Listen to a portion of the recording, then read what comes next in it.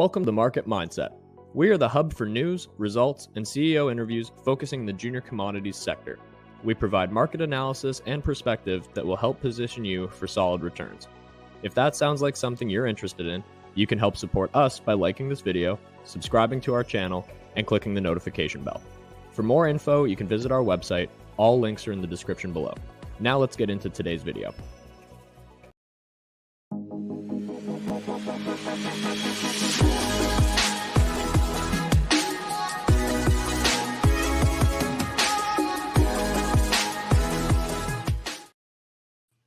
Good morning, everyone. Happy Monday. Welcome to the show. Austin, how are you doing today? Doing great, Andrew. How about yourself? I'm all right. Once again, more chaos in the month of March. This whole Ukraine and Russia situation is continuing.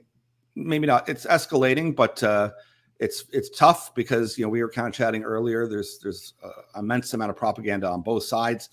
If you thought trying to figure out the COVID thing was a bit challenging, this is just as equally as challenging to decipher what is true, what is not, what the real information is. But regardless, what is horrible is that obviously Ukraine has been invaded and there's loss of life, and all of these things, regardless of your position ideologically, politically, is that there's lots of human suffering for your average person who never makes out well, and that's where it's terrible. So there's lots of things that are building and whatnot, but if we just we don't really want to talk too much about politics, and normally you don't have to, but it's so tied to markets and to this whole great shift that we're doing. It's hard not to, and especially when you see what oil hit 100, 140, or I think 146 at one point. I think it's just around 42 right now, or slightly below. And it's we were kind of chatting too, like, will it hit 200? Yeah, it depends on how long this is going to drag out for. Yes, and make no mistake, I've got a strong opinion. This isn't, the energy crisis that the U.S. is going to have has nothing to do with Russia. It's once again unintended consequences of people chatting up a political opinion about climate and and whatnot, but not preparing any solution. So Europe is going through it now, where they didn't have a backup plan, and this is the problem when you have people that are first and foremost worried about keeping their jobs. I mean, if you're a politician, your job is to get in, to get your power, and then stay. That's how you get paid. So you have to constantly fight to stay in, and it's a kind of crappy system that we have. So how much are they actually doing of the work to solve any problems? Because they sit around and do policy discussion forums for months on end, possibly making leeway, possibly not. But there hasn't been enough work done on any front for the big energy shift that you'd need to have done already if this was going to happen. So anyways, that's my 2 cents worth. It's a very trying time. It's very challenging. And the one thing, and I'll leave it because I'm not picking sides on either one of these things, and certainly I'm anti-war. Is that if this could escalate, and that's the thing that's a bit scary. And I won't have any opinion on whether it will or not, because there's a lot at stake, and I don't think it goes. It's trying to have enough time to kind of evaluate what's happening, and then in regards to. And knowing that we're going through this great reset and this great shift, when I kind of liken it to whenever you have a chance of actually seeing something come to fruition, which all of these guys, including Putin, was part of as an advisor of the WEF. He's been removed now. Is that when it comes close to the actualization, all of the key players are going to be very interested and invested in. Well, what am I actually getting? Yeah. And so that's also, the conspiracy part and everything else. But anyways, truly incredible and strange times. Very challenging for the market. Very challenging for, and it wouldn't matter if it was Trump in or Biden or anything like that, but it certainly is challenging for the administration right now. It's over there. So it's very challenging. Sorry, that's just my phone going off. I forgot to turn the ringer off. Anyway, Allison, any kind of news before we jump into just kind of some cleaning up for us and our site and what we're up to. Yeah, so I think that just obviously the key things that people are obviously paying attention to, a lot of the attention is on the economic fallout from sanctions on Russia, from the increasing rise of cost of gas that's hitting everyone across Europe. The U.S. is seeing, I think, on average right now it's $5.50 a gallon in the U.S. for gas. Yeah. Which is massive. I mean, I'm not saying anything. I'm just saying maybe if they had some more Canadian energy, some clean energy from their friends up north, they wouldn't quite be seeing that same problem. But hey, I'm a pro Alberta guy, so I got to put that plug in there.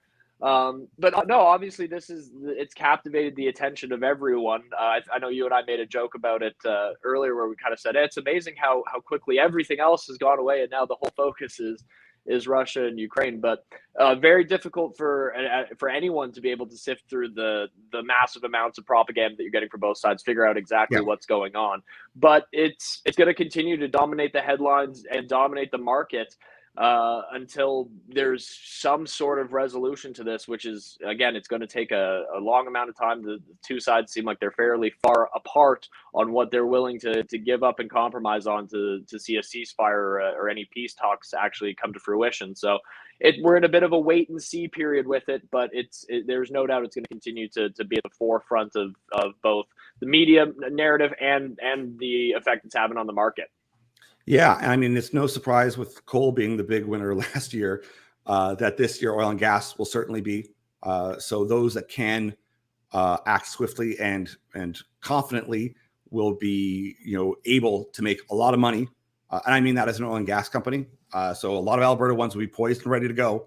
I've talked to a couple, so I know some that are gearing up and getting ready. And it doesn't matter what your opinion is on environmental, on green, all that. You don't have an alternative energy source yet. You just don't. So like just because you turn back on the pumps for a while doesn't mean that they have to stay on. But there's very few options available at this point. And it's fine. I mean, and if you want to make some money, you're going to make some money in oil and gas. There's no doubt. So for those that are waiting, but also, and it kind of ties into how we're going to shift a bit and focus a lot more on our subscribers than just, YouTube videos that are going out there to build an audience. Is we're going to talk about some other sectors that have been on fire, and a couple of companies that we like and have been talking about and invested in that have done exceptionally well in the fertilizer sector. So we're going to have a report on that. We're going to talk to a couple of people out there, and we'll have that just for our subscribers. And that's what we want to do, is we want to kind of nurture that more. Instead of having so much out there, we want to really reward those people that have been with us for the last, especially year and a half, where we've seen such great growth, and kind of give back and not just have everything out there for people. Is that we'll have a bit more frank conversations and a little bit more just for them. And that sector, fertilizer, once again, doesn't sound very exotic or very exciting, but boy, is it. Like I mean, we're in a situation where food shortage and food supply is going to be a big, big issue. And that is almost shocking to say, but that was before Russia. But you can't, now you take into account that they may separate, they might do the BRICS thing. So, India, China, Russia, they might, and they already have their own SWIFT system set up that they can use. So those sanctions won't really do too much. We'll get into more of that too for our subscribers. We'll host a call. And if you're forcing them to do that, they will just do it. But that then escalates things a lot faster further, because any country in the past that had even threatened to come off the US dollar system or oil system, oil for dollars or whatnot, whether that's Syria, Libya, North Korea, any of these kind of countries quickly get on a terrorist list very fast, and you become an enemy very quickly. So anyone in the past, I mean, Germany threatened to come off the system, and that kicked off a world war as well. So there's plenty of high level stuff going on, and for anyone to pretend that they know, I mean, it's kind of silly. But that's what's happening now. And that's why if everyone feels like, why shouldn't life be back to normal, is that, hey, they told you it's not going to. This is going to be a long process, and it's going to be a lot of feeling out. And in that time, I'm saying this for myself as well, it's so easy to get caught up in a lot of nonsense and a lot of noise and worry about things that may or may not happen. The key is to focus on what are we doing? What are we focused on? And at this point, it should be, you need to make some money to fight inflation. You need to save more than spend, and save it somewhere where you're going to get a very strong rate of return, because you need to get big returns now.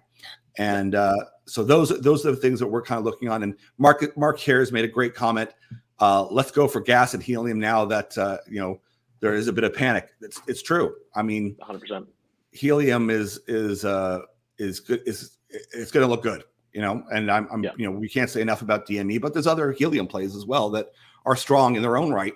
I just find that Desert Mountain is their strategy and their marketing is right on. Their kind of market approach is the one that I like. That whole vertically integrated system where you're building a business over a very long period of time. I'm more attracted to that than you get a big hit and a win and you make some money.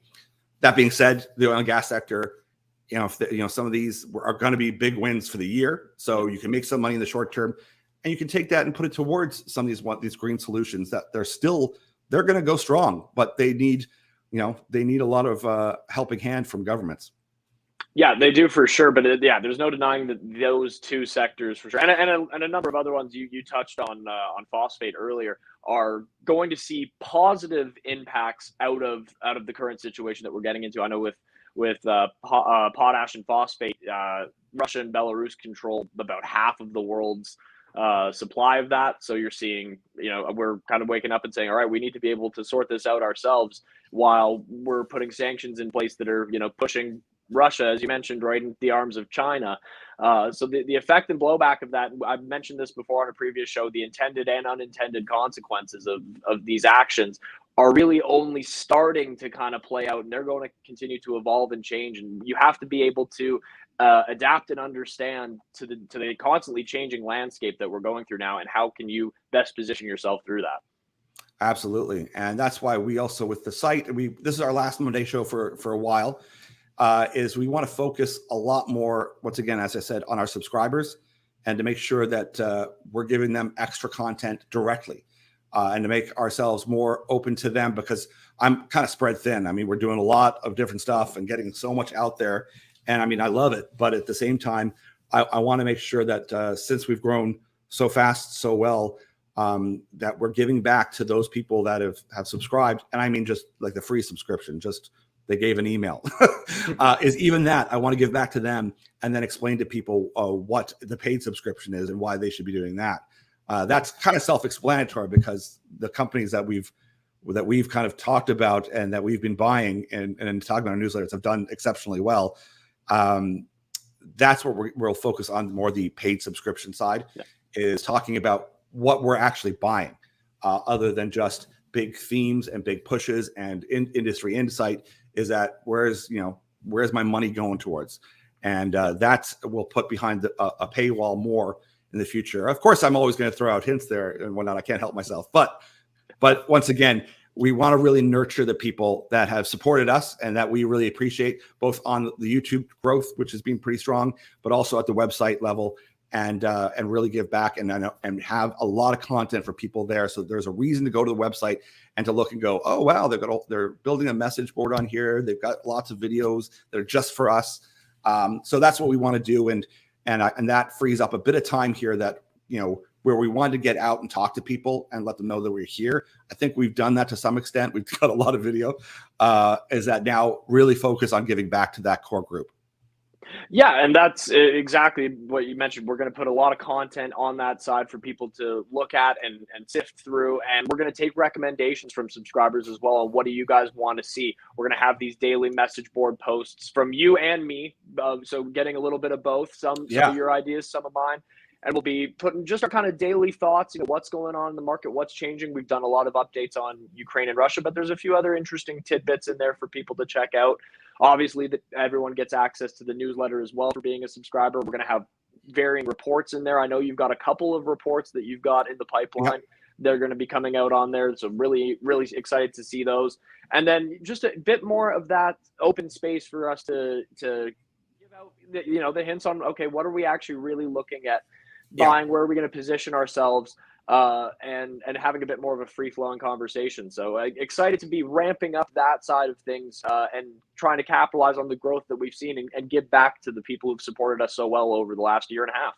Yeah, and that might even mean, because I talked to a bunch of people on WhatsApp and like the chat or text and whatnot, is that if that means like setting up a Discord or setting up a Telegram or setting up something as well, we'll consider that that we jump on every day or for half an hour or whatever. We'll consider those types of things too, because really at the end of the day, it's really to nurture this group that we've built and set them up for this trying time ahead. And also, a lot of people they want to talk about big theme ideas and whatnot. And they may not even buy stock. Like they just might be interested in, okay, what's your take on this and what's your take on that? And how are we going to get to this kind of these different visions of the future?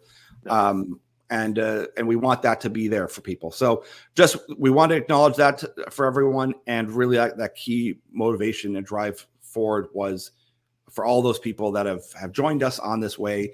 I know the ones I speak to, they've done very well financially, but it's time to really kind of see what else we can do and bring them specific content. Yeah, absolutely. And we're excited about it. And a reminder, I know you touched on that this is going to be the last Monday show. Wednesday's not going anywhere, digging deeper. We love doing those shows. So we're going to be doing that. And then our Friday shows are going to be a little bit more targeted. It's going to be less of us kind of riffing back and forth. They're going to have more like the themed shows that we've done when we did a great one on the microchip shortage and stuff like that. More targeting on specific issues where we can really focus in on potential solutions as well. Yeah, and try to leave out a lot of stock suggestions, like or even companies. We may just throw some big names, like you can't not mention Google, Amazon, or whatever. There's big companies you can't help but mention, but leave it that we're talking about big financial moves, big economic moves, and believe me, for the next couple of years, there's so much content that's going to be on general themes, because that's the level of change that's going to be going on a global scale. So. We're always wanting more people to join in the discussion, but this is our chance to really focus in on this core group of people that we've kind of built a bond with. So with that, Austin, thank you so much. It's once again, it's challenging times, but the best thing that we can do is take care of ourselves, make sure our mind is clear, that we're healthy and we're strong, and then we can kind of fight the day to do the things that we need to do to take care of ourselves, our family, our friends. And that's the only way that we can then make better decisions regarding other people. So I wish you the best day today, and come along with us for the rest of the ride. Couldn't have said it better myself. Take care, everyone. We'll chat to you soon.